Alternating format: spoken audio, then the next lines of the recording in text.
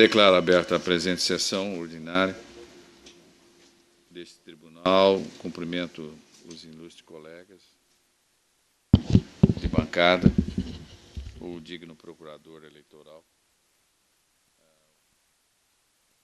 ilustres advogados e advogadas aqui presentes, jurisdicionados, servidores da casa.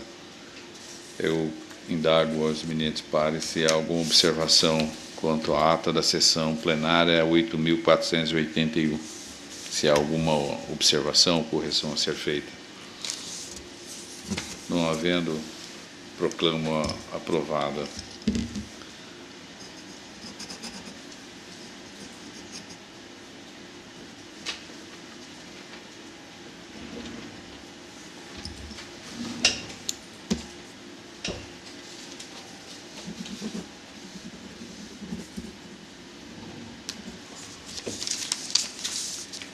Eu comunico a todos os colegas, a Procuradoria e os advogados,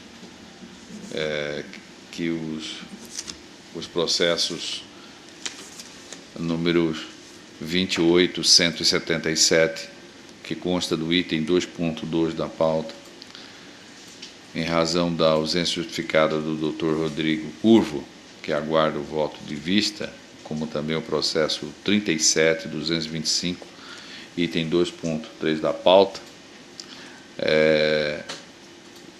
eles serão adiados, o seu julgamento, quer dizer, a continuação do julgamento será adiada para a sessão do dia 12/6, que é uma terça-feira. Portanto, todos ficam cientificados desse adiamento.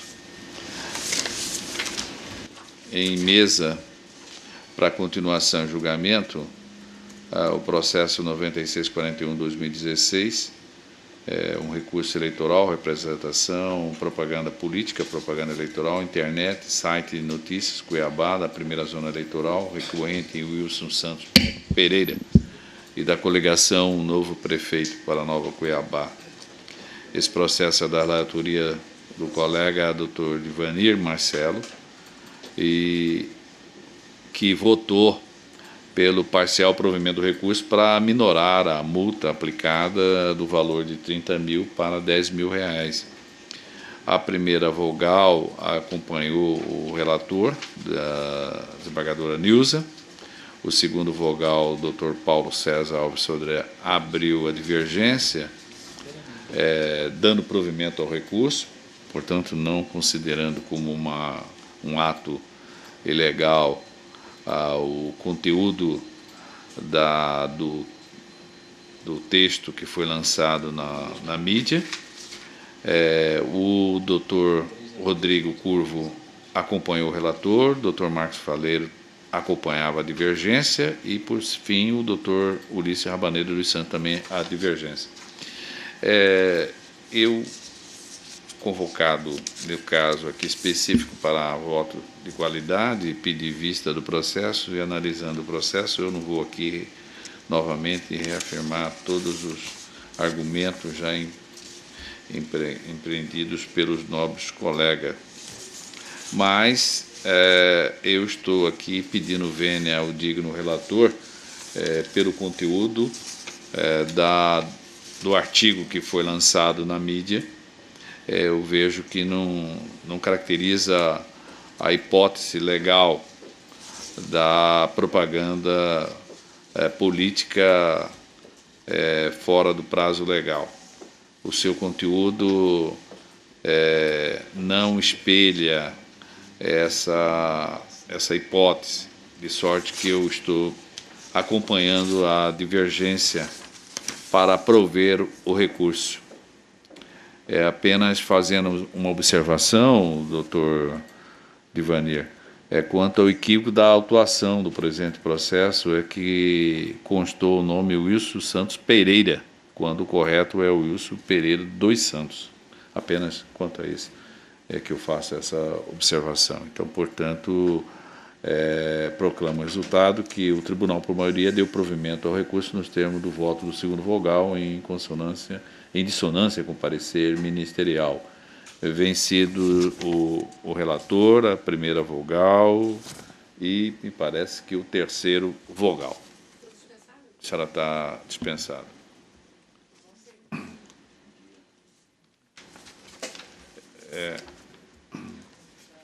Atendendo um pedido de preferência, é o processo 67.715/2016, é embargo de declaração. É um recurso eleitoral, ação de investigação judicial eleitoral, abuso de poder econômico, Torixoréu, 47ª Zona Eleitoral. Embargante é o Silvio Souza Figueiredo. Embargante também a Mariana P. Parreira Coelho. Também embargante o Ronaldo Santos Salles. Esse processo de delatoria do Dr. Ulisses Rabaneda dos Santos, que está com a palavra.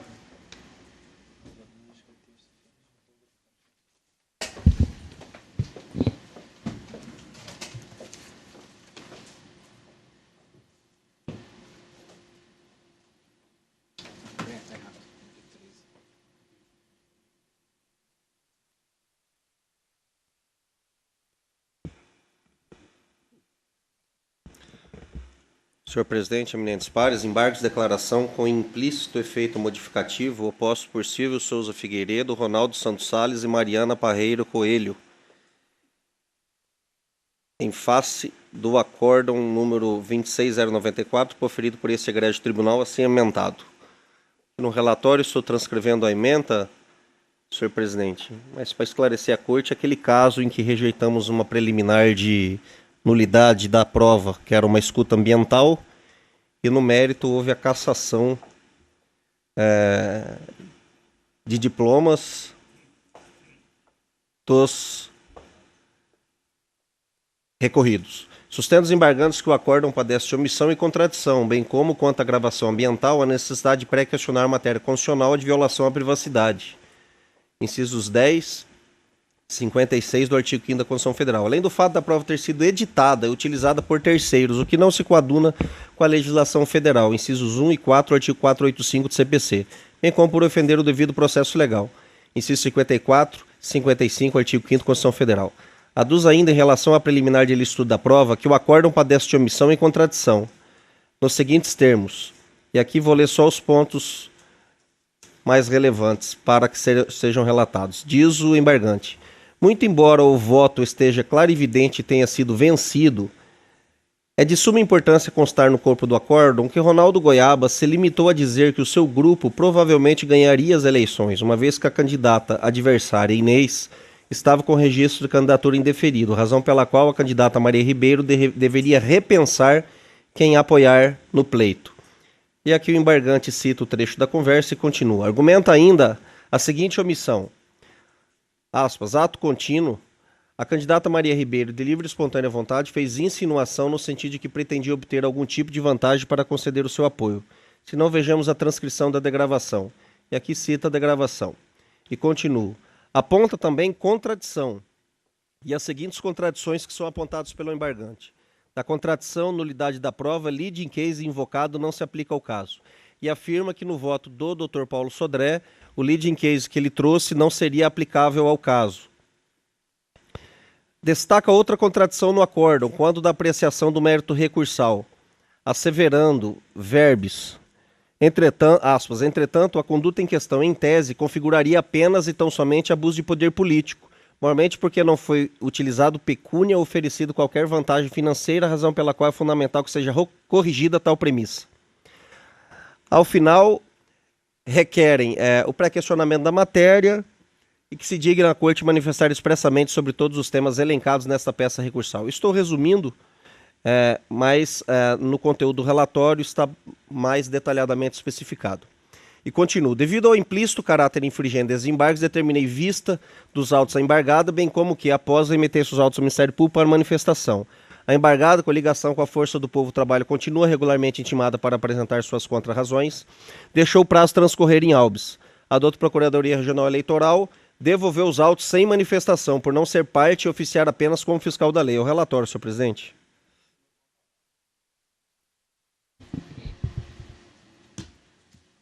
Inicio o voto dizendo sobre o cabimento dos embargos de declaração. Vou poupar vossas excelências.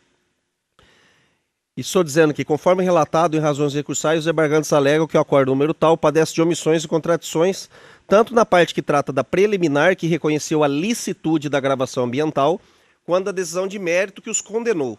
No tocante à preliminar de reconhecimento da ilicitude da prova obtida mediante gravação ambiental, os embargantes apontam as seguintes omissões e contradições. A. É de suma importância constar no corpo do acordo que Ronaldo Goiaba se limitou a dizer que o seu grupo provavelmente ganharia as eleições, uma vez que a candidata adversária, Inês, estava com o registro de candidatura indeferido, razão pela qual a candidata Maria Ribeiro deveria repensar quem apoiar no pleito ipsis literis. B. É necessário que se conste expressamente a degravação do ponto exato em que Maria Ribeiro insinua pretender receber algo em troca de apoio político, sob pena de inviabilizar a discussão da ilicitude da prova sob a ótica do flagrante preparado, sobretudo porque a matéria foi omissa no decísio. Essas seriam as omissões. Contradições. Que o leading case invocado pelo eminente Dr. Paulo César Alves Sodré não se aplica ao caso, na ocasião em que fez referência à decisão do STF em delação premiada, envolvendo o ex-senador Delcídio do Amaral e o ex-dirigente da Petrobras, Nestor Cerveró.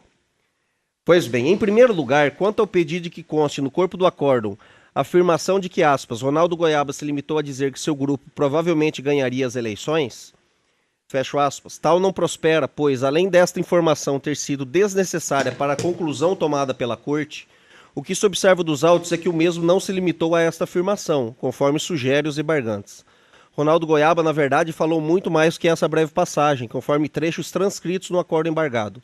Ademais, a alegação de flagrante preparado sequer constou nas contrarrazões recursais, o que, a toda evidência, demonstra não haver omissão. De todo modo, o fato é que se observa das gravações e do acordo embargado que Ronaldo Goiaba procura Maria Ribeiro, sugerindo que ela deixe de apoiar o candidato adversário, sendo que ela, frente a esta proposta, questiona o interlocutor o que lhe seria oferecido para tanto, ocasião em que o diálogo parte para insinuações e oferecimento de vantagens espúrias por parte de Ronaldo para a consecução do ato, seja nesta mesma reunião ou em outra.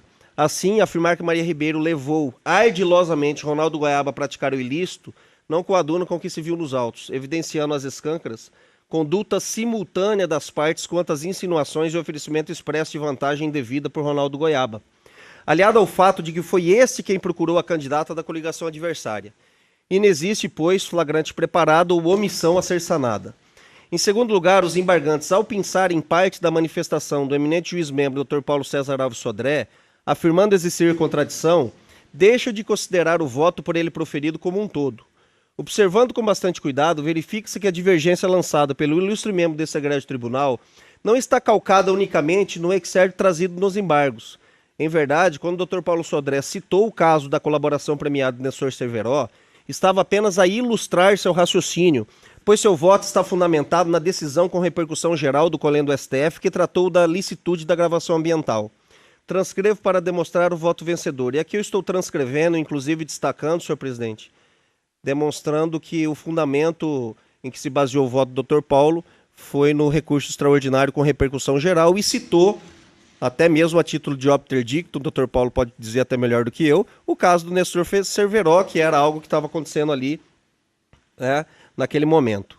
E continua, em remate, devo consignar que a contradição que autoriza o manejo dos embargos é aquela existente entre as diversas razões ou as conclusões do próprio voto, não aquelas entre o voto e a jurisprudência ou a lei. Não há, pois, qualquer contradição a ser sanada. Apontam ainda os embargantes contradição no julgamento de mérito recursal, ao fundamento de que a conduta dos então recorridos, aspas, em tese, configuraria apenas e tão somente abuso de poder político, maiormente porque não foi utilizada pecúnia oferecida qualquer vantagem financeira, razão pela qual é fundamental que seja corrigida tal premissa. Diante das provas relacionadas aos autos, o colegiado reconheceu a prática do abuso de poder político e econômico, estando evidente a intenção dos embargantes na rediscussão da matéria apreciada, não sendo viável na via dos aclaratórios. Ademais, conforme já afirmado em linhas pretéritas, a contradição que autoriza os embargos de declaração são aquelas encontradas em afirmações diversas contidas dentro do próprio voto condutor do acórdão, não entre este, a lei ou as provas dos autos. Portanto, com base nos fatos constantes no acórdão, é a Corte Superior que possui competência a partir de agora para dizer se os mesmos configuram ou não abuso de poder econômico, não podendo nos embargos ser revisto esse tema por ausência de omissão, contradição ou obscuridade.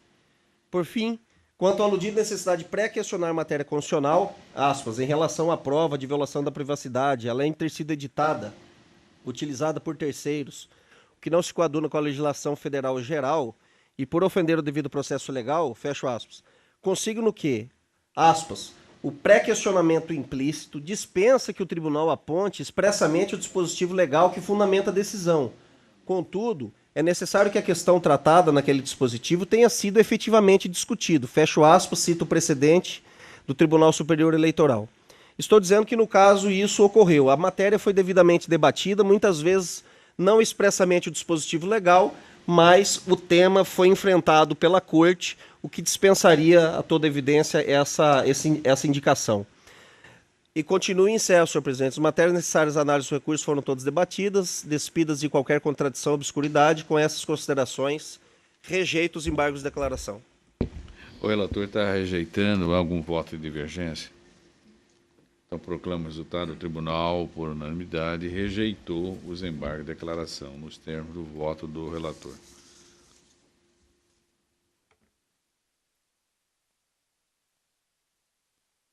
Há um pedido de preferência com sustentação oral, formulado pelo Dr. José Antônio Rosa. Esse processo é da relatoria do desembargador Pedro Sakamoto, o número 29.130/2016, é um recurso eleitoral, ação de investigação judicial eleitoral, conduta vedada, agente público, abuso de poder político, autoridade, abuso de uso indevido do meio de comunicação social. O senhor está com a palavra, desembargador Pedro. Obrigado, senhor presidente.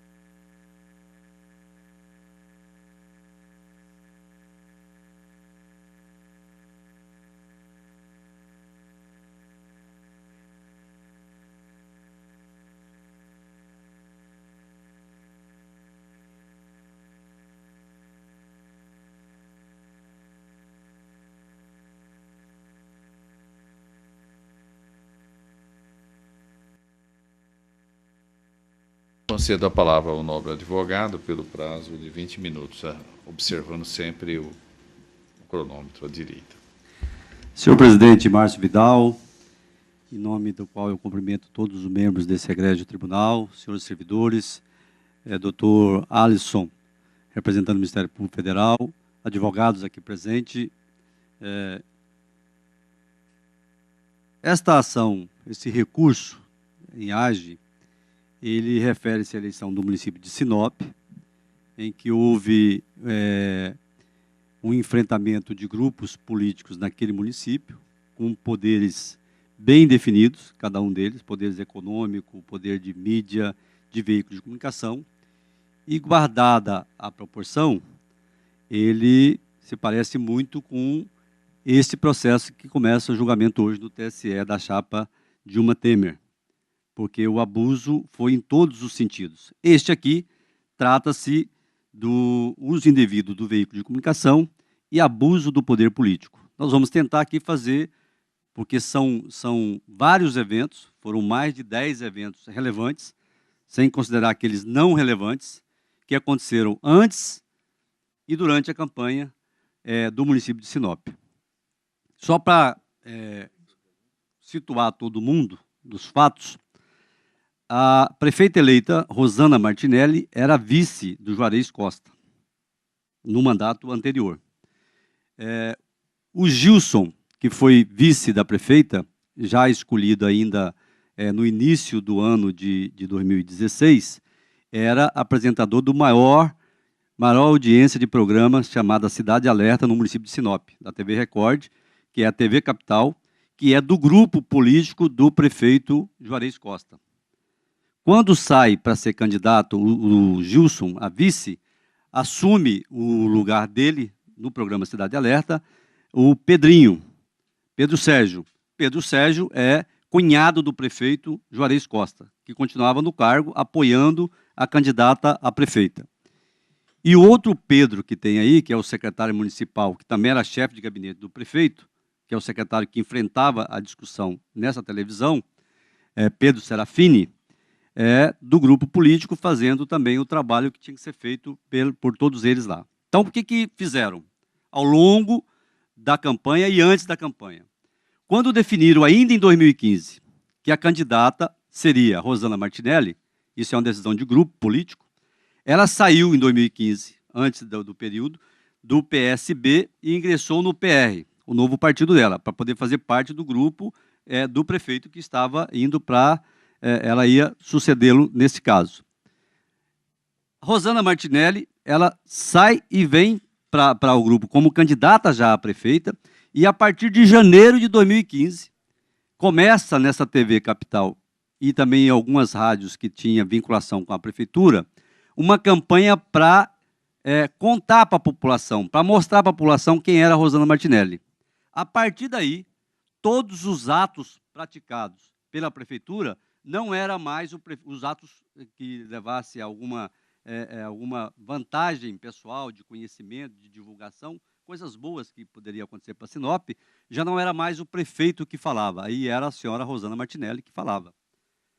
Ela organiza uma equipe junto com o prefeito, vai a Brasília para fazer reivindicação de recursos, junto com a bancada federal, liderada por Wellington Fagundes, que é do PR, do partido dela.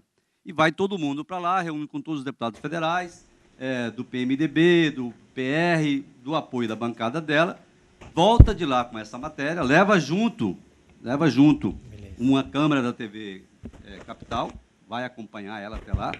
Voltando para Sinop, está relatado aqui inteiramente o fato, no mês de maio, se não me engano, dia 26 de maio, ela vai para o programa e faz um programa de mais ou menos meia hora na TV, nesse horário nobre, tecendo elogios a ela e ao grupo dela, e a todo mundo na pré-campanha, num espaço nobre, numa situação nobre, e ela falando bem dela, que ela era que foi lá, que buscou recursos, que trouxe dinheiro, que fez e que aconteceu.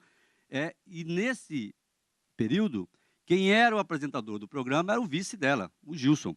Ele era o vice e era o apresentador do programa, que estava fazendo elogio a ela e a ele mesmo, que também, logo em seguida, ia compor a chapa. Ele estava no período ainda que não precisava se afastar da televisão, então ele comandou o programa durante o tempo inteiro que foi feito. A partir daí, eles começaram a repetir isso quase todos os dias, um trechinho daquilo que foi dito que foram buscar em Brasília. Vem a convenção, decide-se pela candidatura da Rosana e do Gilson, e continua a TV Capital fazendo como se fosse matéria jornalística durante o programa eleitoral, propaganda da Prefeitura Municipal de Sinop.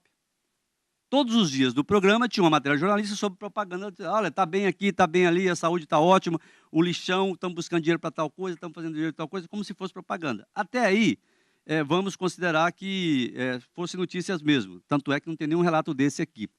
Mas quando começa o horário eleitoral gratuito, e que é evidente que se o prefeito está terminando o mandato, de 4 anos, e de 8 anos, são 2 mandatos consecutivos. E ele tem como a sua vice como candidata, evidente que o recal da sua gestão vai ser discutida por todos aqueles que estão disputando contra ela, que eram 2 candidatos que estavam na disputa.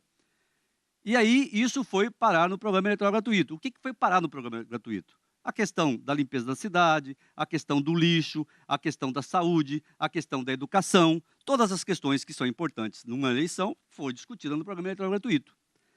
Eles se defendiam lá com um tempo de paridade de armas com os partidos, ou seja, praticamente o mesmo tempo, diferença de 2 minutos, 1 minuto, de um para o outro, e iam, o Pedro Serafim, secretário de governo e secretário de saúde do município, ia para a televisão deles, em programas desses de grande audiência, para fazer a defesa da prefeitura, desequilibrando de forma real o pleito, desequilibrando de forma objetiva o pleito.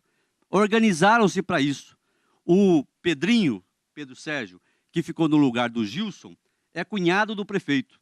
Então isso era tramado, era feito dioturnamente por eles, ao longo do tempo, durante a campanha. Todas as denúncias possíveis de se fazer, de tirar do ar, de suspender, de não deixar ir, foram feitas.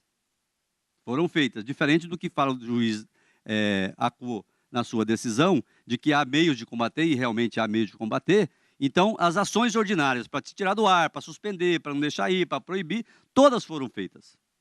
A AGE, ela é o conjunto da obra. Não tem como uma prefeitura de interior, com um poderio desse, um canhão desse, que é a televisão, com audiência dessa, ficar à disposição e a serviço de uma candidatura. E foi o que aconteceu lá. Quando havia uma matéria que poderia ser interessante para o candidato adversário, para um dos candidatos adversários, e aqui eu falo em nome da coligação Sinop Pode Mais, que era liderada por Roberto Eudorner, eles, um exemplo, está aqui nos autos, a ida do governador para o lançamento da campanha do Roberto Dorner. Tudo o que podia fazer de organizar, e aí eu acho que é política, até aí tudo bem, para fazer contra o governo, eles fizeram. Estava na discussão do RGA, levaram todos os servidores para a porta do local onde o governador chegou para poder fazer o lançamento da campanha, até aí tudo bem.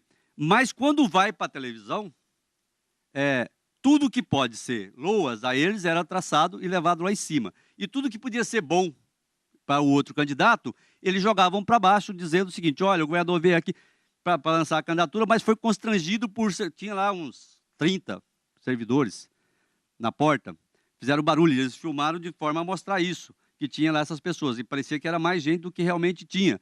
E eles vieram aqui e tal, e o governador ficou constrangido, acabou quase nem fazendo um lançamento, e acabou quase... Quer dizer, tudo era negativo, tudo era negativo. E no meio da discussão, ele dava-se um jeito de discutir aquilo que estava se falando politicamente. O que se discutia? O vice do Roberto Dorner é do PSDB. Aí, lá no PSDB, surgiu a denúncia contra Nilson Leitão em 2006, quando ele foi preso lá em Sinop. O deputado federal Nilson Leitão, que esse processo, inclusive, foi encerrado. Lá surgiu a prisão do Permínio Pinto, no meio da discussão da ida do governador a Sinop. Ora, se isso não é o uso indevido de um veículo de comunicação, nós estamos numa situação muito, muito delicada.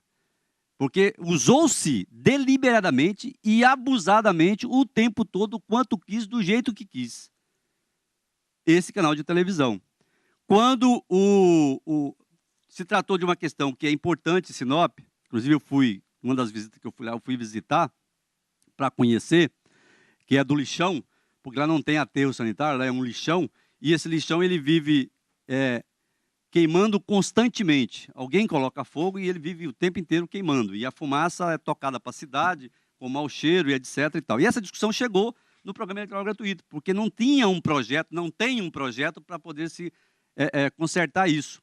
E aí chegou na televisão, mostrou as imagens, mostrou pessoas falando da coisa, que realmente era muito ruim, as pessoas que moravam lá perto, as pessoas que trabalham no lixão, foi feita entrevista com eles, e o Pedro Serafim, que é o secretário, vai para a televisão para combater o que está se dizendo do lixão, que é da administração, e não na televisão. Então não tem paridade de armas.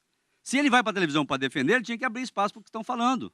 E não se abria espaço, nunca teve espaço. Quando abre o espaço é para falar mal. É para denegrir a imagem, para falar que ele não sabe, que ele não viu, que ele não sabe de absolutamente nada. Inclusive, é o absurdo de ficar meia hora na televisão falando que, na ida do governador lá, o candidato a prefeito não soube falar o nome do seu próprio vice, que era o Fernando Assunção. Ele chamou o meu vice-prefeito.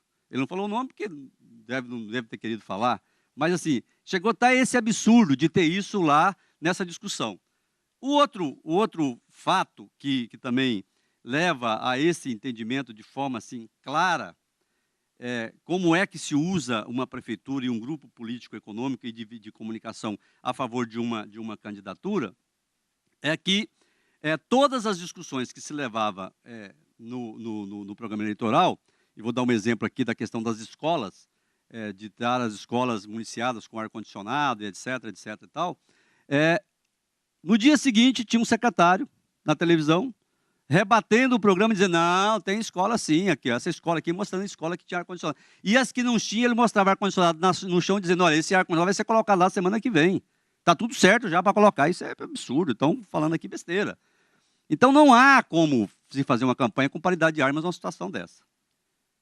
E é isso, para sintetizar aqui, porque os fatos são muitos, eu disse, são 10 fatos, e são fatos relevantes, todos eles são relevantes, que leva evidentemente ao desequilíbrio da campanha, não só do abuso do poder do veículo de comunicação, do uso do veículo de comunicação, como também do poder político.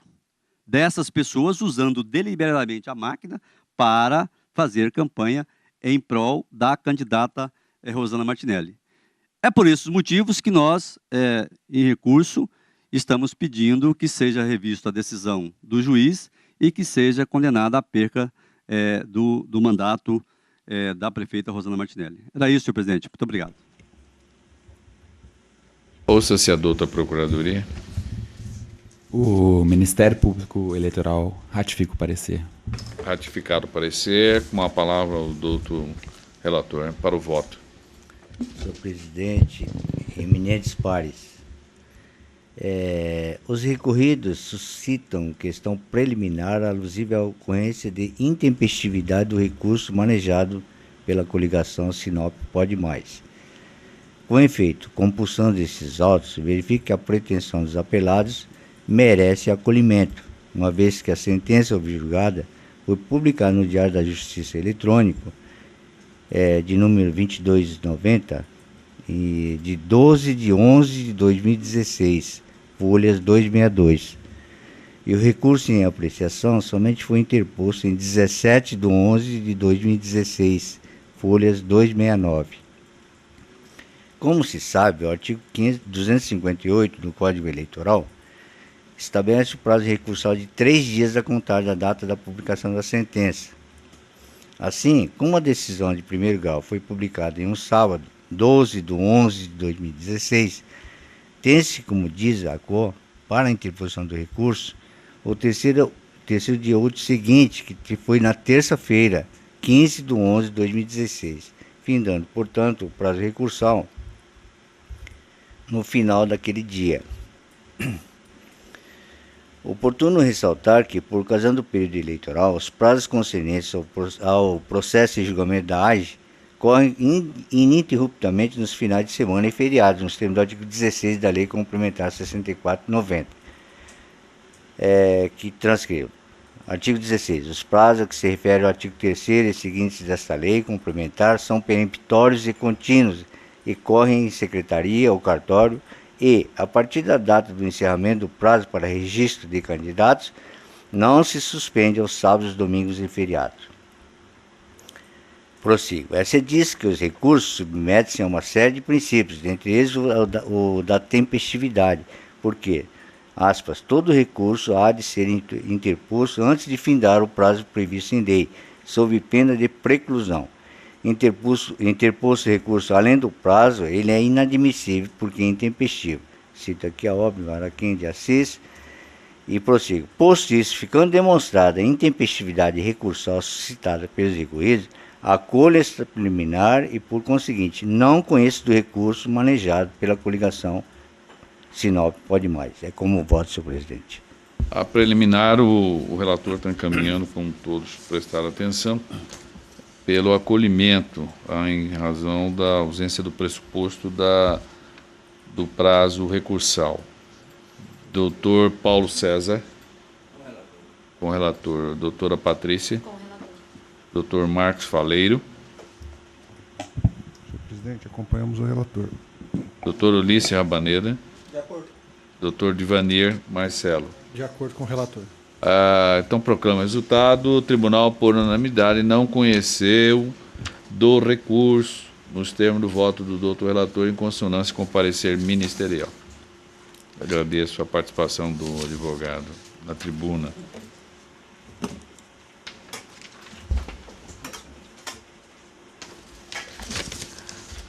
Em mesa, doutor Paulo César Alves Sodré. É um agravo, na verdade é agravo interno, né? Rotular aqui de regimental. Regimental é 303, interposto pelo Diretório Regional do Partido Socialismo e Liberdade. O pessoal Mato Grosso, contra a decisão de Folhas proferida no processo número 303. Agravante é o Partido Socialista e Liberal. O parecer aduziu que a participação ministerial se encerrou com o trânsito julgado do acordo. Com a palavra, eminente relator. Presidente, só um minutinho, só que eu tinha dado um bugzinho aqui, já religuei. Peço venha. Ok. Trata-se de agravo regimental, na verdade agravo interno, interposto pelo Partido Socialismo e Liberdade PSOL em face de duas decisões deste relator. Na primeira, que está a folha 254, foi determinada a intimação pessoal do devedor pessoal, representado por Hélio Antunes Brandão Neto e Cleusa Dias Leite, respectivamente ex-presidente e ex-tesoureiro do Diretório Estadual do partido no exercício 2008, para procederem ao cumprimento espontâneo do acordo no prazo de 15 dias, conforme cálculos elaborados pela União, que é a credora, mediante recolhimento de GRU, juntando o comprovante do pagamento aos autos, sob pena de o valor decorrente do acordo ser acrescida da multa de 10%, conforme dispõe o artigo 475-J-CPC, bem como honorários advocatícios de 10%. Contra essa decisão, o agravante opôs embargos de declaração, que na verdade é um despacho, não era nenhuma decisão, indicando vícios de omissão para que constasse expressamente na decisão embargada que a conta 2502X, agência 0469 do Banco do Brasil, não está sujeita a penhora online de ativos financeiros por meio do sistema Bacenjude.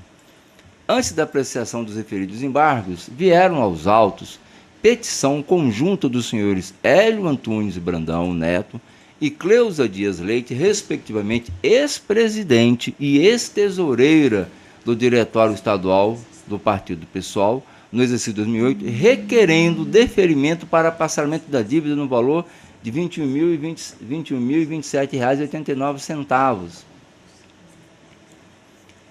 Em nova petição, o Diretório Estadual do PSOL apresentou exceção de pré-executividade, aduzindo que Hélio Antunes Brandão Neto e Cleusa Dias Leite não foram condenados solidariamente com o Diretório no acordo, requerendo, ao final, a exclusão desse do polo passivo, nesse feito e ainda a declaração da prescrição quinquenal. Pelo despacho de Folhas, determinei a manifestação da Advocacia Geral da União e da Procuradoria Regional Eleitoral nessa ordem que foi devidamente cumprido. A Advocacia Geral da União se manifestou.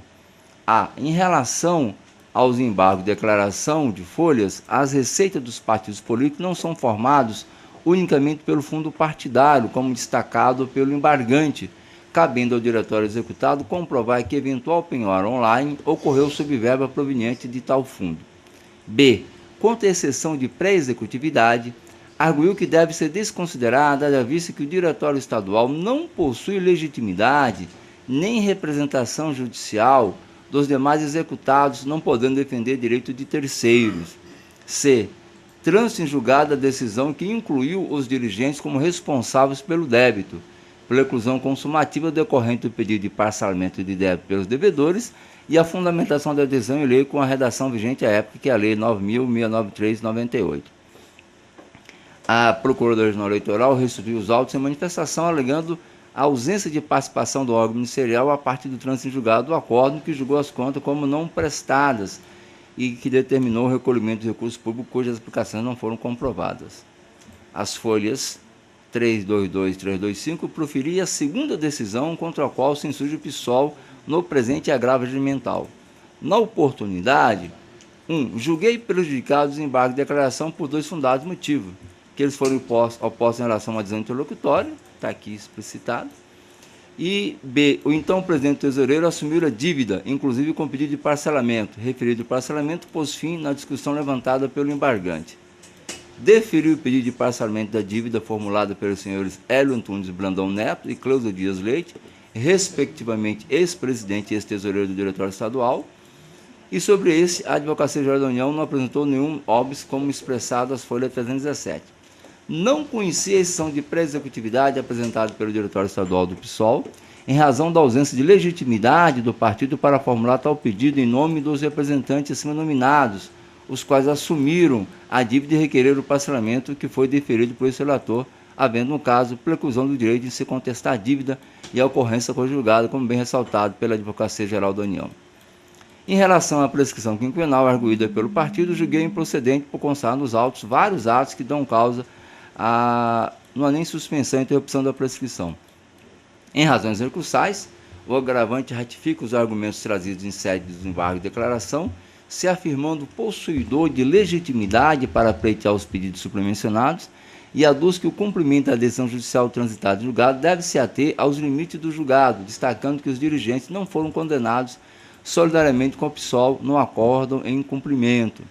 Aduz ainda que o parágrafo 13 do artigo 37 da Lei 9.096/95, introduzido pela Lei 1365, exige para a responsabilização pessoal civil dos dirigentes partidários, decorrente da desaprovação de contas do partido, a verificação de irregularidade resultante da conduta dolosa que importa enriquecimento ilícito e lesão ao patrimônio do partido. Consigna também a ausência de causas suspensivas ou interruptivas, tendo-se consumado a prescrição quinquenal. Destaca que o acordo foi proferido sem que o PSOL tivesse sido intimado para constituir defesa técnica, incorrendo em nulidade absoluta. Postula, ao final, pelo provimento do recurso, reformando-se a adesão ocorrida a fim de que sejam: a. Expressamente ressalvada a impossibilidade de penhora online dos ativos financeiros por meio do sistema Bacen-Jude na conta bancária nominada, ante a impossibilidade dos recursos depositados na referida conta, que são cotas partidárias. Excluído do polo passivo os executados Hélio Antunes Brandão e Cleusa Dias Leite e declarada a nulidade do acordo em cumprimento e ainda declarada a prescrição quinquenal. Recebido como agravo interno e intimado à Advocacia Geral da União para a apresentação de contra-razões, essa enviaram os autos em forma de ratificação da manifestação anterior, pugnando no final pelo desprovimento do agravo. Novamente, o Ministério Público se manifestou dizendo que não havia interesse. É o relatório, senhor presidente. O senhor pode continuar com a palavra, já uma vez que o Ministério Público absteve de emitir parecer. Perfeito, só vou liberar aqui. Os preliminares. Isso, eu vou primeiro pela prescrição, porque ela precede a prejudicial de mérito, né? Na verdade, a rigor é legitimidade. Seria, mas é que na verdade a legitimidade era parcial e a prescrição aqui atinge todo o crédito. É mais abrangente, por isso, Vossa Excelência tem razão nesse técnico, mas nesse caso morre toda a discussão, né? Mas tecnicamente.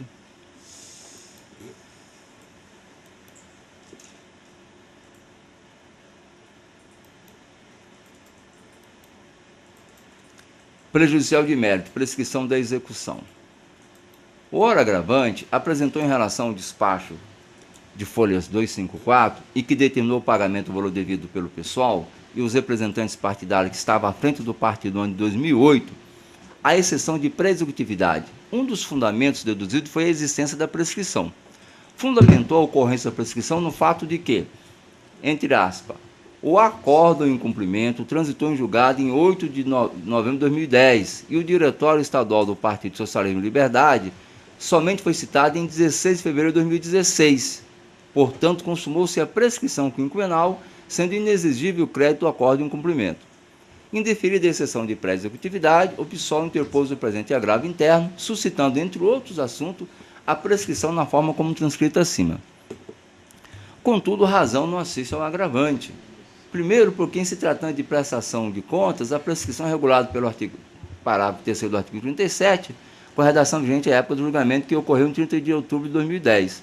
Aqui eu transcrevo o parágrafo 3º do artigo 37 da Lei 9.096.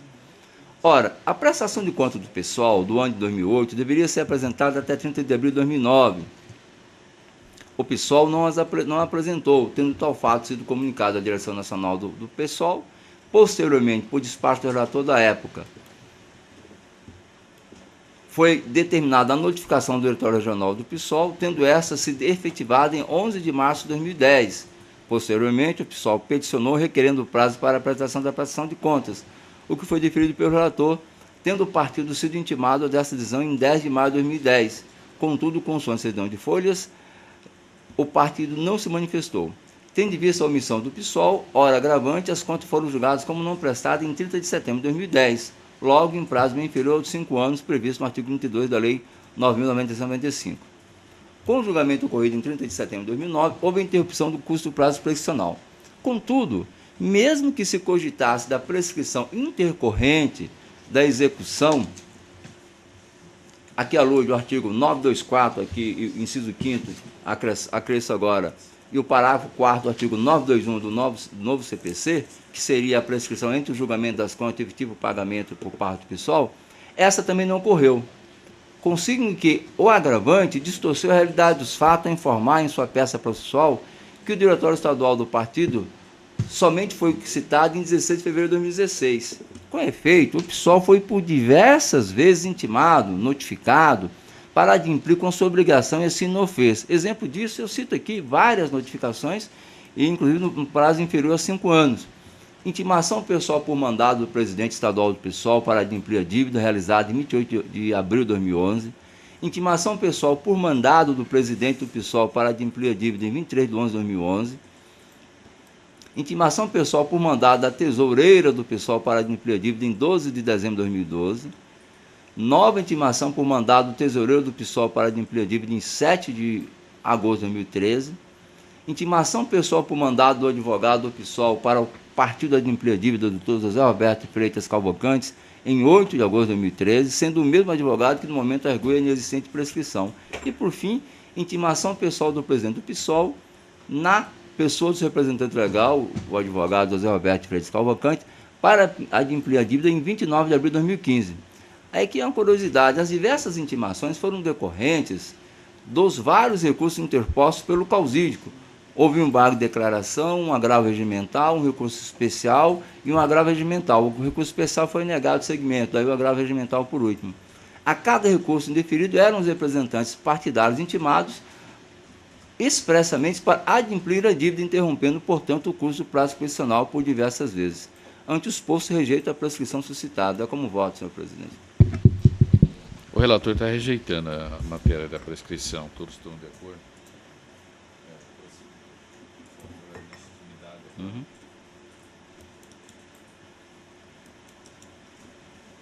Essa preliminar de legitimidade foi suscitada pela União e eu acatei na exceção de executividade. Então, eu estou adotando aqui, com a mesma razão, para decotar parte dos argumentos no agravo interno. O ora agravante apresentou embargo de declaração em relação ao despacho, que determinou o pagamento do valor, apresentou também a mesma decisão, que foi indeferido. Face a essa decisão, o PSOL interpôs o presente agravo sob o quadro fundamento: impossibilidade de penhora online, exclusão do polo passivo, declaração de nulidade e declarar a ocorrência da pressão criminal. Para as matérias versadas no item A, C e D, é incontestável a legitimidade do ora agravante, eis que tutela o legítimo direito teu. O mesmo não ocorre com o tema versado na linha B. Referido argumento tem fundamento a inclusão de Hélio Antunes Brandão e Cleusa Dias Leite no polo passivo da execução em andamento. Ora, o agravante é um partido político, logo, pessoa jurídica de direito privado, e como tal só tem legitimidade para tutelar o seu próprio direito e não os direitos de terceiro. Não bastasse isso aqui é o que é mais importante, Hélio Antunes Brandão e Cleusa Dias Leite, além de serem pessoas físicas e, portanto, distintas da pessoa jurídica pessoal, têm advogada constituído nos autos, doutora Tuliane Patrícia Francis Barros, enquanto quem patrocina a defesa do PSOL é o advogado José Roberto Freitas Cavalcante. Logo, além de o PSOL não possuir legitimidade ativa para propor a exceção de pré-executividade, ainda possui o nome de pessoas cujo patrocínio não possui. E o que é mais grave, além de Hélio Antunes Brandão e Cleusa Dias Leite possuírem advogado nos autos, esses, por conduto da sua advogada, ao se manifestar nos autos, requereram o parcelamento da dívida em 24 parcelas, o que foi deferido por esse relator. E aqui eu transcrevo, peço ver para não ler, está bem descrito o despacho, né? Posto isso, não conheço do agravo interno no que diz respeito à exclusão do polo passivo de Hélio Antunes Brandão e Cleusa Dias Leite por faltar legitimidade ativa para o PSOL para deduzir tal pleito em juízo, remanescendo o agravo interno tão somente em relação aos demais pedidos. É como voto, senhor presidente. Todos estão de acordo? Todos de acordo? O senhor não conheceu do agravo interno por falta dessa legitimidade ativa. É isso? No que diz respeito ao pedido de exclusão do polo... Quanto a um pedido. Só os pedidos, exatamente. Mas tem outros pedidos também. Exatamente. Agora vamos ao mérito remanescente. Por favor. Obrigado. No agravante análise, em suma, o agravante postulou 4 pedidos para que fosse. Aqui já foi. Considerando que os assuntos contidos na linha B e D já foram objeto de apreciação em preliminar, passa a apreciação do mérito remanescente, que é a impossibilidade de penhora online dos ativos financeiros por meio do sistema Bacenjude na conta bancária nominada em agência, ante a impenhorabilidade dos recursos depositados na referida conta. É preciso esclarecer que eu não determinei, apenas disse que se não pagasse poderiam ser penhorados, não houve nenhuma determinação nesse sentido. O agravante requer que seja expressamente ressalvada a impossibilidade de penhora online de ativos financeiros por meio do sistema Bacenjude na conta bancária 25102X, agência 469, Banco do Brasil, a qual, segundo o agravante, é mantida para a movimentação dos recursos do fundo partidário ante a impenhorabilidade dos recursos depositados na referida conta, nos termos do artigo 17, parágrafo 3º da resolução TSE. O pedido deve ser afastado por 2 fundados motivos. Primeiro, eu esclareço que ele não provou que essa conta é exclusivamente para isso.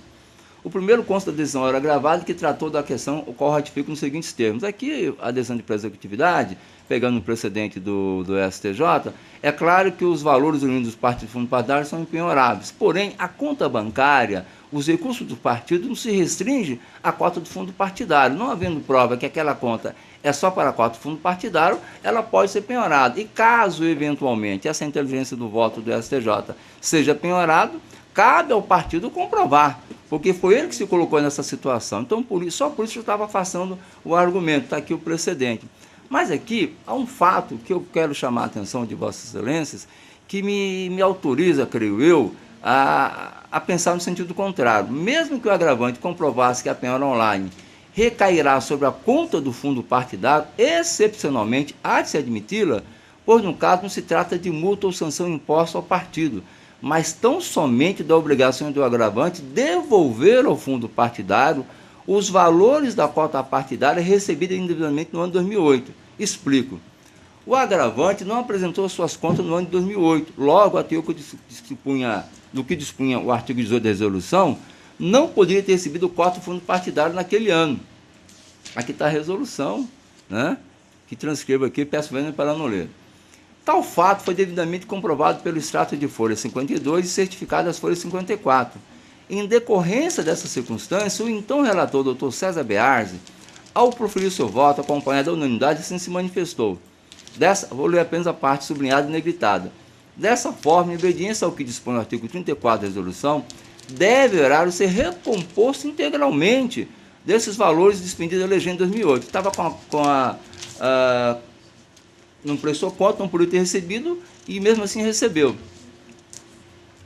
No final do voto dele, transitada em julgado a decisão, determina ainda o envio dos autos do seu presidente do TRE, para que seja o diretório regional do PSOL, na época a execução era administrativa, né, intimado para que no prazo improrrogável de 60 dias providencie a recomposição horária do valor de R$13 mil. É como voto. Como se vê, ao longo desses anos, desde 30 de setembro de 2010, quando foi preferido o acordo, tem se tentado, sem êxito, que o agravante recompõe o erário do valor por ele recebido indevidamente a título de cota partidária. Não fazia jus e recebeu. Uma vez recolhido, agora compulsoriamente, o valor retornará ao fundo partidário em prol de todos os partidos. Aqui não se trata de penhorar para pagamento de dívidas outras, né? É recompor o fundo partidário. O agravante da condição de partido político tem duas opções: ou restitui ao erário a cota partidária recebida indevidamente, coisa que não fez até agora, ou se sujeita ao bloqueio da cota partidária para que ela seja devolvida para onde não deveria ter saído, ou seja, o fundo partidário. Não há, portanto, ilegalidade alguma do bloqueio da conta do partido, o qual, de forma negligente, se recusa a cumprir o ato que deveria ter feito de ofício. Mas aqui é só teoria, porque, na verdade, já houve pedido de parcelamento pelos outros devedores solidários. Nulidade do acordo em cumprimento. Argui o agravante que o acordo em cumprimento foi proferido sem que o Diretório Estadual do Partido Socialismo fosse intimado para a constituição de defesa técnica em evidente cessamento de defesa incorrente em nulidade absoluta. Razão não assiste ao agravante. Como bem deixei consignado, ao apreciar a inexistência da prescrição, a prestação de conta do PSOL do ano 2008 deveria ser apresentada até 30 de abril. O PSOL não apresentou, tendo tal fato sido comunicado à direção nacional, enfim, já li anteriormente, foi devidamente intimado pessoalmente o partido para apresentar as contas e não fez, embora tenha pedido prazo, e não apresentou. Não constituiu defesa técnica, nem se manifestou e muito menos apresentou as contas relativas ao ano 2008. É certo que desde a lei de 12.034, de 2009, as prestações de conta passaram a ter natureza jurisdicional, mas isso não implica em dizer que a Justiça Eleitoral tivesse que intimar o prestador de conta para constituir o advogado. Só deveria fazê-lo se as contas fossem apresentadas sem ser subscritas pelo advogado. Ocorre que, no caso, sequer as contas foram apresentadas. Tanto é assim que, tendo em vista a omissão do pessoal hora agravante, as contas foram julgadas como não prestadas em 30 de setembro. E não existe, portanto, qualquer nulidade. Posto isso, conheço parcialmente do agravo interno e nego-lhe o provimento, mantendo a adesão agravada em todos os seus termos. É como voto, senhor presidente. Está bem clara a matéria disposta. Algum voto de divergência? Eu vou colher os votos, então, melhor. Sim. Na verdade, inicialmente é só uma dúvida, senhor presidente. Claro, por favor. E dependendo, a gente já pode avançar um pouco na discussão. Efetivamente, o processo de conhecimento não consta no polo passivo esses dirigentes que pleitearam sua exclusão. Isso é correto? Foi contra o partido. Foi contra o partido. Foi contra o partido. Porque me parece, e aí eu até gostaria de ouvir Vossa Excelência sobre isso, que não me parece que forma a coisa julgada a ponto de colocar esses dirigentes como efetivos devedores solidários o fato deles terem pedido parcelamento. E digo isso porque eles não tendo figurado na ação de conhecimento, eles não foram citados e nós teríamos então a cobrança sobre eles um vício até mesmo de caráter transdecisório, que nós inclusive já reconhecemos aqui. Então me parece que esta questão da exclusão dos sócios, nós podemos fazê-lo até mesmo de ofício. Aquela preliminar de legitimidade ativa, realmente o partido não pode, né, dizer que defender os direitos desses dirigentes. Então, até isso já ficou superado, nós já votamos e eu estou de pleno acordo. Mas me parece, doutor Paulo, que eles não tendo figurado lá na ação de conhecimento, esse afastamento nós podemos sim reconhecer de ofício, como eu fiz aqui, num caso recente, que foi um reexame necessário. O que aconteceu naquele reexame necessário? Um dos sócios da empresa que era executada alegou, entrou com os embargos foram acolhidos e nós, de ofício, afastamos também o outro sócio, que não havia embargado. Né? Então eu estou com, realmente, está me causando uma certa intriga nós avançarmos com essa execução sobre esses dirigentes partidários, sabendo de antemão que lá na frente, por ser uma questão de ordem pública, se me permite, claro, a questão é outra. É que, na época, vigia, eu não entrei no detalhe, porque como não tem legitimidade, o pessoal não tem legitimidade para discutir, eu não trouxe a discussão. A questão é outra.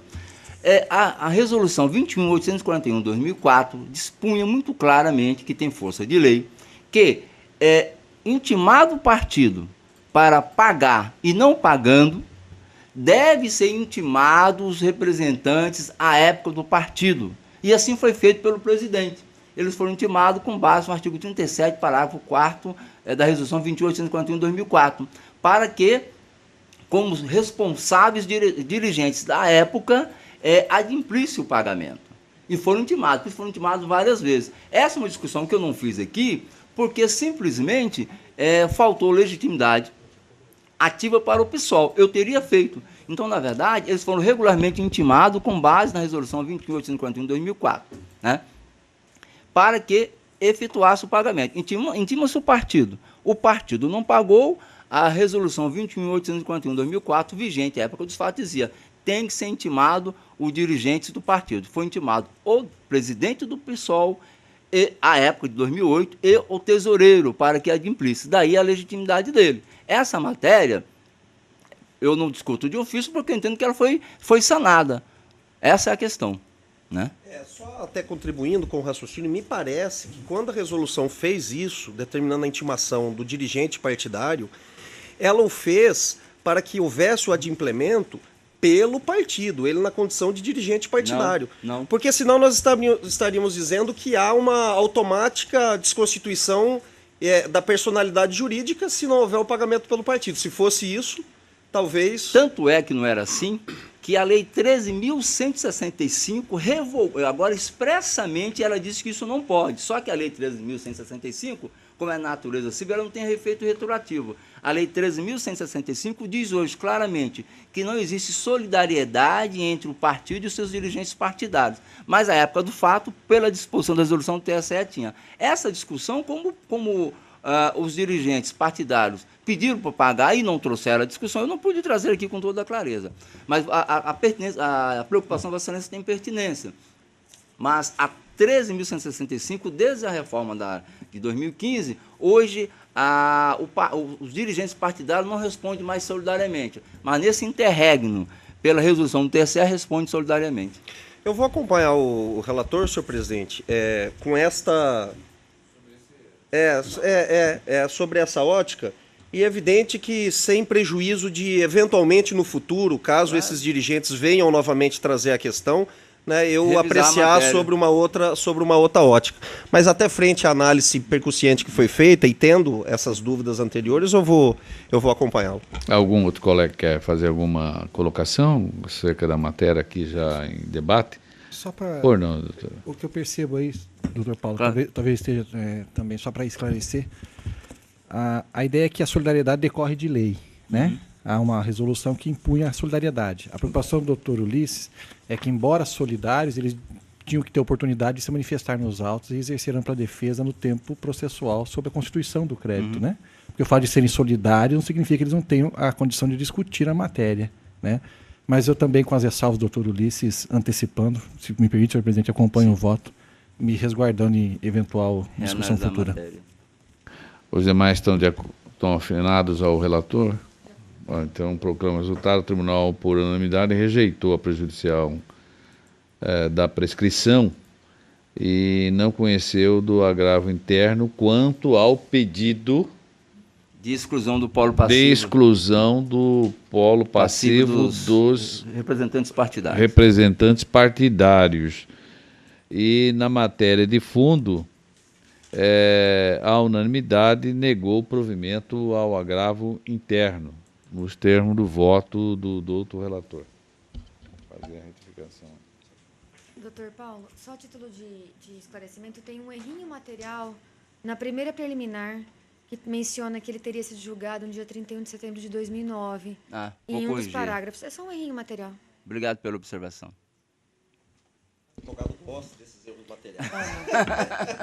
Corrigido. Em mesa, o 41.725, da relatoria do colega Dr. Ulisses Rabaneda dos Santos, é o embargo de declaração, originário de um acordo, uma ação de investigação judicial eleitoral por abuso do poder econômico, distribuição de kits escolares aos alunos do ensino infantil e fundamental da zona de Mirassol do Oeste, o embargante Elias Mendes Leal. E também tem como embargante o Marcel de Sá Pereira. Não há manifestação da Procuradoria Eleitoral. O senhor está com a palavra. É o 41725.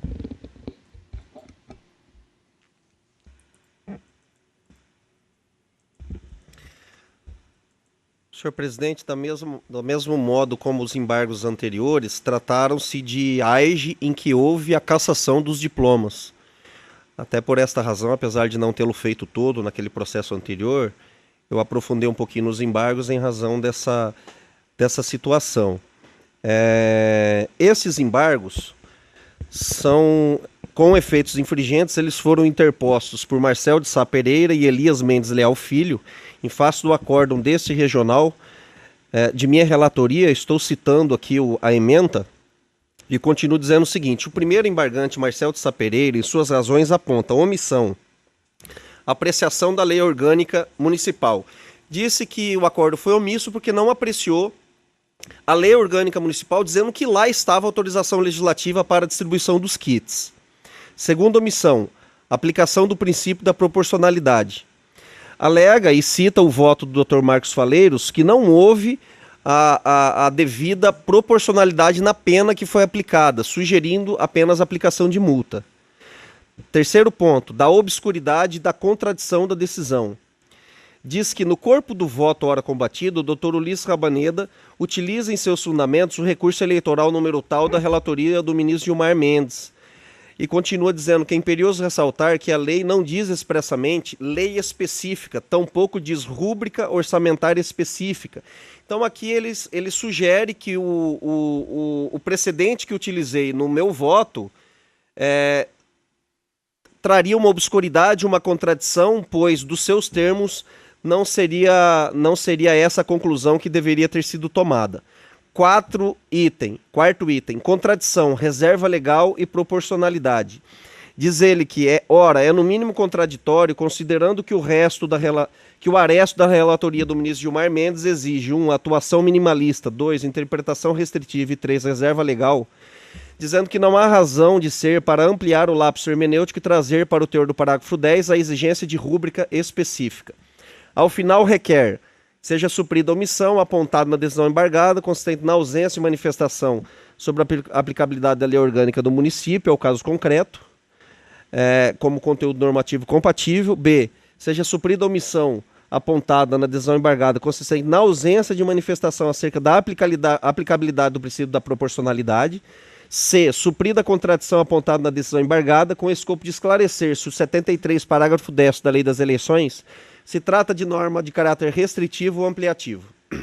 O segundo embargante, Elias Mendes Leal Filho, em suas razões recursais, suscita preliminares nos seguintes termos. 1. Ausência de interesse de agir da coligação representante. E aqui a coligação inova nos embargos, mas traz questões que são de ordem pública. Então eu estou relatando e eu vou acabar até enfrentando-as no voto. Ele diz que há ausência de interesse de agir da coligação representante porque o representado não tinha registro de candidatura deferido. Então não poderia a AEG ter prosseguimento se o objetivo era caçar o registro de candidatura e não havia registro de candidatura deferido, sustenta essa preliminar. 2. Inépcia da inicial. Alega também que a inicial não preencheu os requisitos da lei. Tá dizendo que esta é uma matéria de ordem pública, como deveríamos ter apreciado de ofício, ele está trazendo em sede de embargos. 3. Declaração judicial de improcedência do pedido, está rediscutindo a matéria. Quanto ao mérito, as questões são exatamente as mesmas dos embargos anteriores, que eu vou poupar vossas excelências da leitura, eu estou trazendo um relatório bem minudente. Aí digo, devido ao pedido de efeitos infringentes em ambos os embargos, determinei a intimação da embargada, que apresentou suas contrarrazões, pugnando pelo desprovimento do recurso e aplicação de multa por litigância de má-fé. A doutora Procuradoria Regional Eleitoral devolveu os autos sem manifestação por não ser parte oficial apenas e oficiar apenas como fiscal da lei. É o relatório, senhor presidente. Vai aparecer, né? O senhor pode continuar com a palavra. Como eu disse, vieram preliminares aduzindo serem questões de ordem pública, que me parece que realmente são o caso, a ausência de interesse de agir é uma delas, e esta preliminar de ausência de interesse de agir eu estou afastando. Estou enfrentando e afastando, porque a despeito de ele não ter registro válido, ele disputa a eleição ex lege, a lei autoriza atos de campanha, inclusive ser votado na urna. E se essa preliminar fosse procedente, ele também não havia interesse recursal, porque Né? Óbvio. Então eu estou afastando, estou enfrentando, senhor Sim. presidente, estou afastando. Todos de acordo?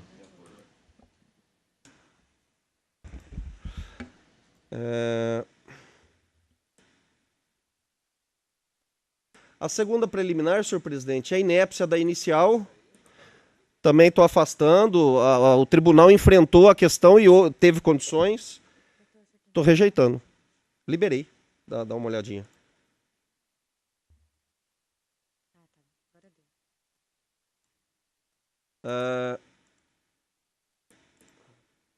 Só um instante, senhor presidente, aqui, para eu conseguir abrir aqui.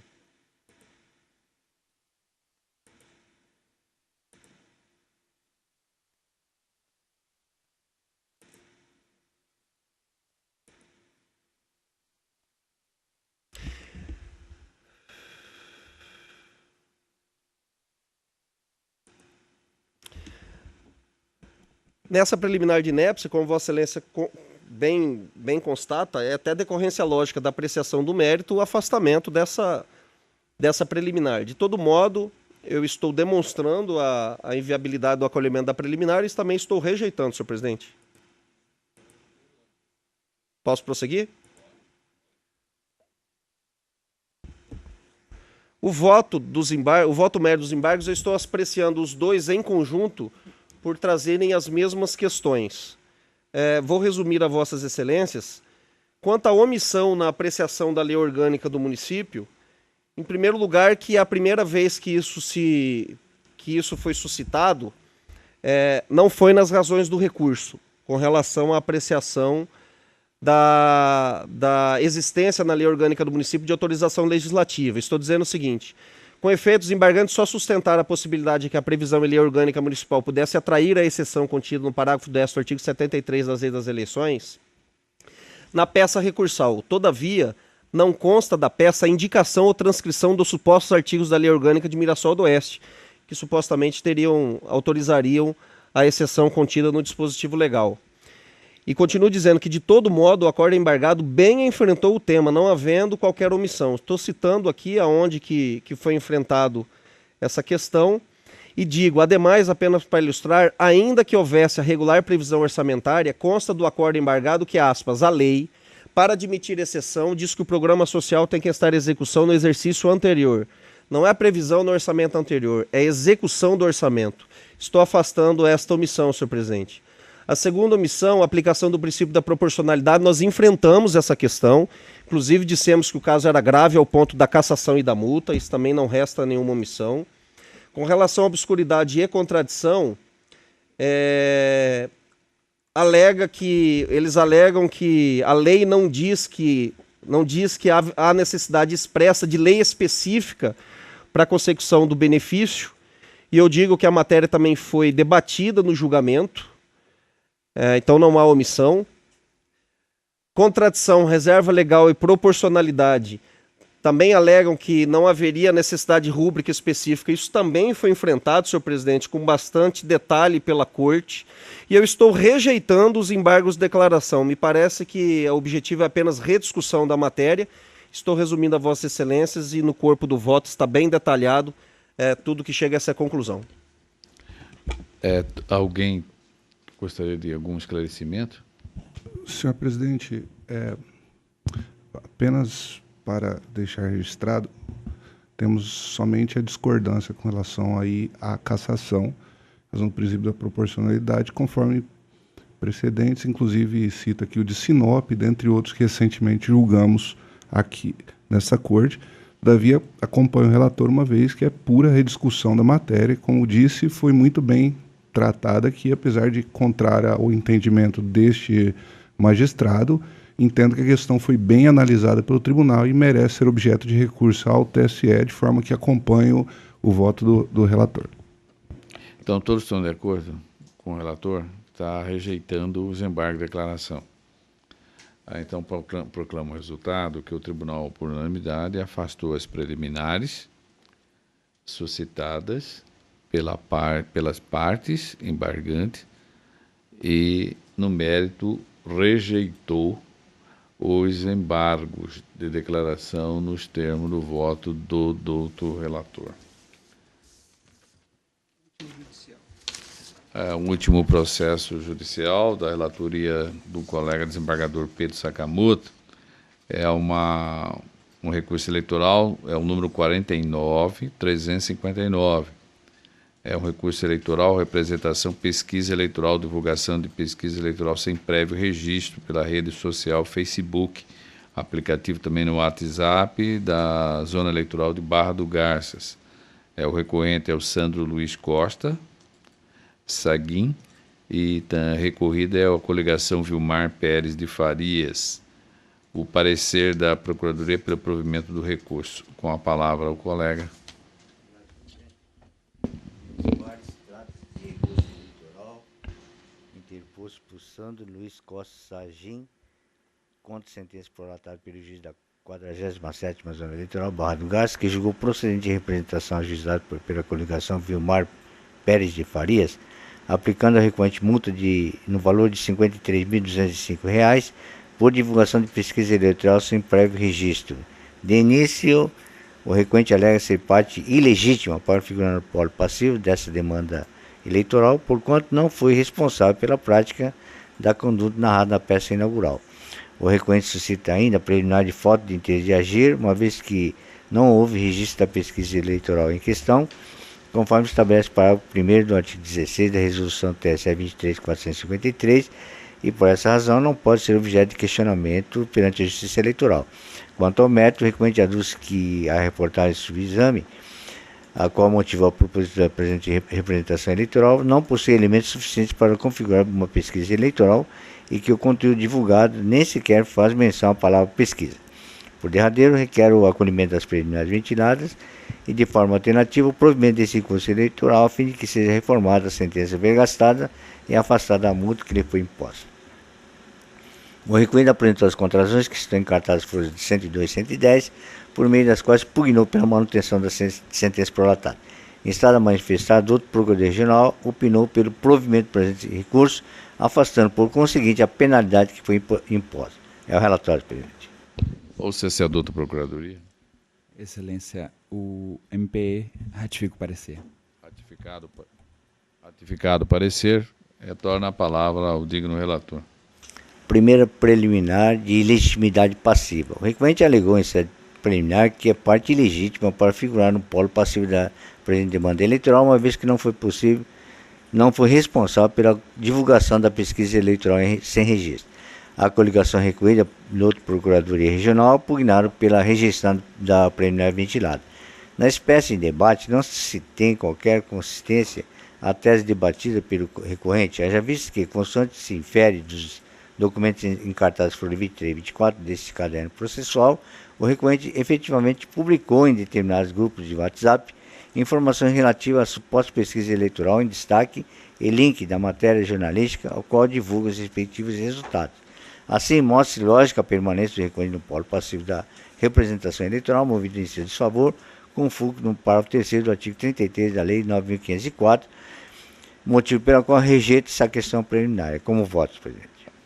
O relator está encaminhando o voto para rejeitar. Todos estão de acordo, anuindo o voto. A segunda preliminar, desembargador. A segunda preliminar é de ausência de requisitos da petição inicial, da falta de interesse de agir. Ainda em sede preliminar, o recorrente alega a falta de interesse de agir na demanda eleitoral, em decorrência da falta de juntar do registro de pesquisa por ocasião da propositura da representação eleitoral, conforme estabelece o artigo 16, parágrafo 1º da Resolução 23.453. Todavia, a vertente questão suscitada não merece ser acolhida, visto que a ausência de prévio registro de pesquisa eleitoral, cuja infração está tipificada no parágrafo 3º do artigo 33 da Lei 9.504, corresponde ao próprio objeto dessa representação eleitoral subexame, a ser apreciado com o mérito do recurso. Diante disso, de rejeito essa preliminar. Como voto, presidente. O senhor está entendendo que, no caso, ele tem sim o interesse, porque o reflexo da decisão foi, evidentemente, na esfera do direito dele, né? Sim. Ou o senhor está postergando para exame do mérito? Não, ele alega que não há interesse de agir porque essa matéria não seria de competência da Justiça Eleitoral. O recorrente está alegando isso. Então é competência. Bom, seja como for, o senhor está rejeitando. Todos estão de acordo? O mérito. Voto mérito. Cuida-se de curso eleitoral imposto por Santos Luís Costa Sargim, contra sentença prolatada pelo juiz da 47ª Zona Eleitoral, Barra do Garças, que julgou procedente a representação ajuizada pela coligação Vilmar Pérez de Faria, aplicando aos representados Sandro Luís Sargim, coligação Barra do Garças muito mais, e Barra de Direto, multa de R$ 53.205. Destaque que a decisão invictivada concluiu que, aspas, a matéria veiculada através de mídias sociais possui como finalidade direcionada aos eleitores ainda em campanha eleitoral. Destacou ainda que a matéria veiculada pelos representados produziu com sua divulgação, ainda que a divulgação de divulgação de dados aritméticos de pesquisa e percentual através de sondagem, os mesmos efeitos que a divulgação de pesquisa sem registro alcançaria, sujeitando os réus ao pagamento de multa pecuniária.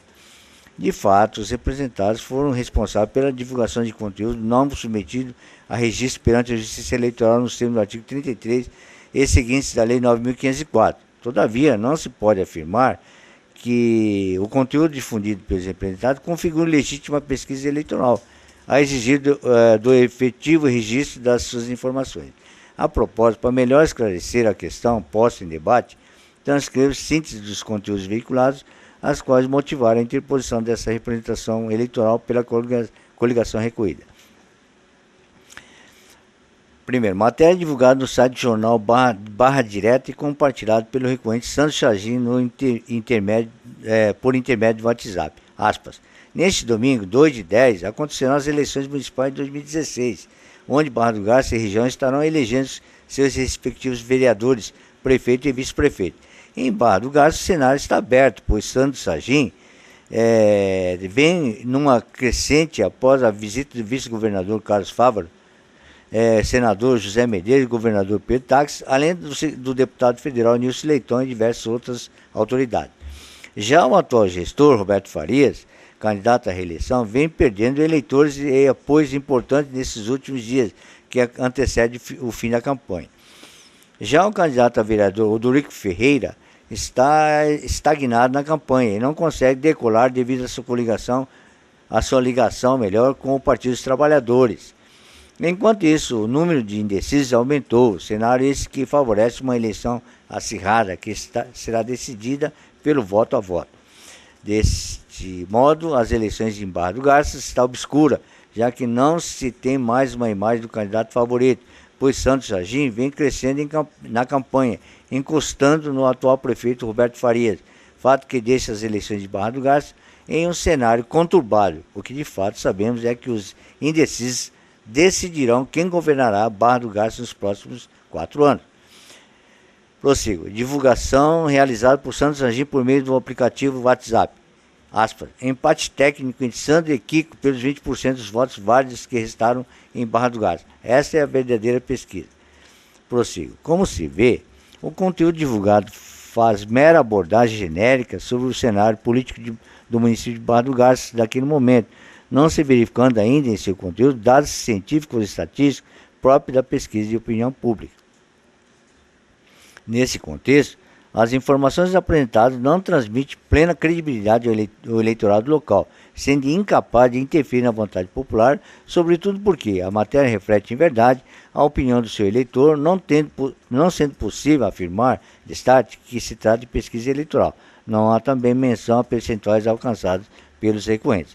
Além disso, é razoável admitir que os veículos de comunicação e os eleitores de determinada localidade, com base em informações obtidas ao longo do período eleitoral, teçam comentários acerca do possível resultado a ser obtido pelos candidatos envolvidos na disputa política, como foi visto no caso interno. A propósito, em relação à temática, trago aqui julgados que vou poupar da leitura e prossigo. Se isso não bastasse, impõe-se destacar que, conforme a jurisprudência do Tribunal Superior Eleitoral, RESP 2949 de 2012, de relator do ministro Henrique Neves, é livre a manifestação de pensamento e a liberdade de expressão por meio de divulgação disponível na internet, de modo que a atuação da Justiça Eleitoral deve ser realizada com a menor interferência possível no debate democrático, ou seja, somente quando as manifestações identificadas dos eleitores ofenderem a honra de terceiros ou a divulgação de dados sabidamente inverídicos, circunstâncias que, em verdade, não ficaram evidenciadas no bojo desses autos. Diante do que foi exposto, é forçoso reconhecer que não houve descumprimento de norma eleitoral em análise por parte dos representados, porquanto, consoante se infere dos julgados acima citados, as divulgações não possuem requisitos mínimos para configurar uma pesquisa eleitoral. Posto isso, em consonância com o parecer ministerial, dou provimento ao recurso interposto por Sandro Luiz Costa Sagim para reformar a sentença combatida e afastar a multa que foi imposta a ele, recorrente bem como aos demais representados, como prevê o artigo 1005 do Código de Processo Civil. Novo Código de Processo Civil. Com voto, senhor presidente. Doutor Paulo? Com o relator, senhor presidente. Doutora Patrícia? Com o relator, presidente. Doutor Marcos? Acompanhamos o relator, senhor presidente. Doutor Rabaneda? De acordo. Doutor Divanir? Proclama o resultado. O tribunal, por unanimidade, rejeitou as preliminares suscitadas e, no mérito, também, da mesma forma, por unanimidade, deu provimento ao recurso nos termos do voto do relator e em consonância com o parecer ministerial. Portanto, está encerrada o julgamento dos processos de natureza judicial. Em mesa para o único processo administrativo é o 51688, processo administrativo, regulamentação, utilização do sistema de peticionamento eletrônico para a prática de atos processuais no âmbito da Secretaria do Tribunal Regional Eleitoral de Mato Grosso. É da minha relatoria, como os senhores já devem ter recebido o relatório, o voto administrativo. Isso aqui tem como objeto o PEIA, que é o processo, o processo eletrônico,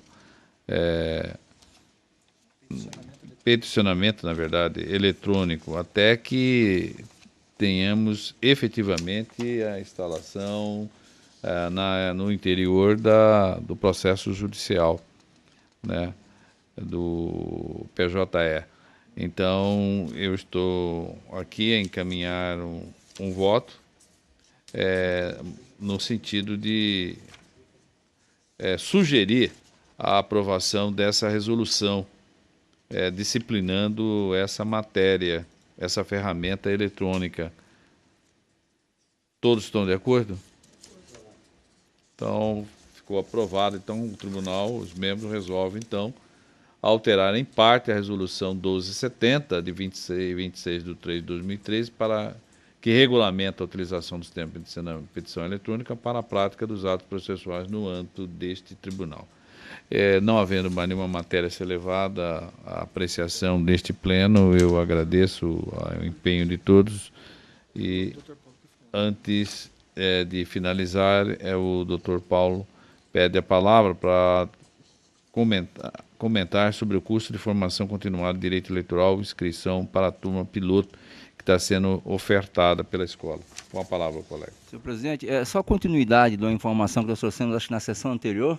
Esse curso está sendo efetuado, elaborado, patrocinado pela Escola Judiciária Eleitoral do TSE, mas tem como co-patrocinadoras, né, doutor Ulisses, 3 outras escolas do Ceará, de Minas Gerais e de Mato Grosso. O Rio Grande do Sul entrou aqui porque cedeu espaço virtual para eles.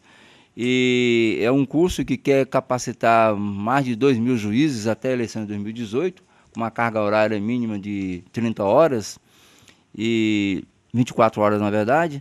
E nós temos aqui uma participação direta, como já tínhamos dito, sobre a unidade terceira, que é temas atuais na jurisprudência do TSE. E como nós participamos como parceiros, foram destinadas já, as inscrições se encerram, vai até o dia 12 de junho, o curso será de 19 de junho a 14 de julho, a primeira turma, e depois todo mês vai ter uma turma ou mais de uma turma, e foi cedido para o Estado de Mato Grosso 4 vagas para magistrados, né? Já estão abertas inscrições, vamos divulgar isso, 4 vagas para as escolas pioneiras, e aí, claro, todo mês serão mais vagas. Então, é um motivo de muita alegria para nós, e além disso, nós continuaremos, doutor Ulisses, aqui como não só conteudista, como tutor. Vossa Excelência será chamado para fazer tutoria desses aí. Vai devolver aquilo que recebeu no curso que nós fizemos como alunos, ficávamos cobrando toda hora dos nossos tutores, né? Se Vossa Excelência quiser compartilhar a experiência, eu agradeço. Como o doutor Paulo bem colocou, posso dizer que é um motivo de orgulho, né? em um prazo tão curto, né, doutor Paulo? Me lembro, acho que há cerca de 60 ou cerca de 70 dias, o doutor Paulo me chamou ali na nossa antessala, né, e falou, ó, temos esse curso, tem uma vaga, e eu topei prontamente, não poderia rejeitar aí o desafio, e com certeza para os nossos magistrados, esse curso, especialmente com as ferramentas que nós pudemos presenciar, que a Escola Nacional de Formação ela disponibiliza, vai trazer aí uma educação continuada para esses magistrados bastante valiosa, né? Quero parabenizar a escola, os seus servidores, o Gustavo, o Neuci, o Dr. Paulo, né, que fizeram com que isso chegasse a esse ponto. Nós mandamos o material, o TSE foi a primeira equipe, né, a mandar para o Tribunal Superior Eleitoral. Tivemos um retorno excelente do Tribunal Eleitoral, então gostaria de deixar registrado aí esse trabalho que foi feito especialmente por essas pessoas e também pela escola, né, e dizer que com certeza, havendo aí uma ampla divulgação para os magistrados, vai ser muito importante. Eu parabenizo também os colegas e tomam liberdade de indicar o Dr. Mário Cuno, porque, em tese, pelo conteúdo que eu vi aqui, vai ser de grande utilidade. Eu também vou sugerir ao senhor que o próximo colega da Justiça Federal também se inscrevesse. Né? Eu já até conversei com ela, só que ela será de férias em junho, ela vai fazer em julho. Vossa Excelência teve uma sintonia. E também o outro colega que quisesse participar também seria bem-vindo. Eu quero aqui reiterar aquela ideia de que nós devemos ter um curso permanente aqui na nossa escola, né? Contar com a colaboração dos valiosos membros deste tribunal e também de outros colegas da Faculdade de Direito para ministrar o módulo que foi, obviamente, determinado pela escola. Então, para que nós comecemos esse curso no mês de agosto, né? E ele viesse a concluir lá no mês de novembro, precisamente na data, com a conclusão no dia 11 de novembro, que é a data comemorativa de instalação deste tribunal, né? Como todos sabem, foi justamente em 11 de novembro de 1932. Então, isso é muito importante para este Tribunal Regional Eleitoral, cultuar as suas datas tão significantes e que justifica e que, historicamente, pelo passar de várias décadas e até do século passado, que foi isso, né? Que nós estamos tendo o privilégio de fazer parte também dessa história, né? Então, eu agradeço. E, por fim, eu quero apenas retificar quando eu informei que aqueles 2 processos estariam sendo adiados para o dia 12, né? Eu fui traído, doutora Patrícia, pela data, a magnitude dessa data, do dia 12 de junho, né? Na verdade, é numa segunda-feira, portanto, a sessão dar-se-á no dia 13, no dia de Santo Antônio, né? Casamenteiro, na terça-feira. Então, aqueles 2 processos, fica aqui retificado, os 2 processos anunciados como transferidos para a próxima sessão, não é do dia 12, mas sim da sessão do dia 13, próximo. Muito obrigado a todos.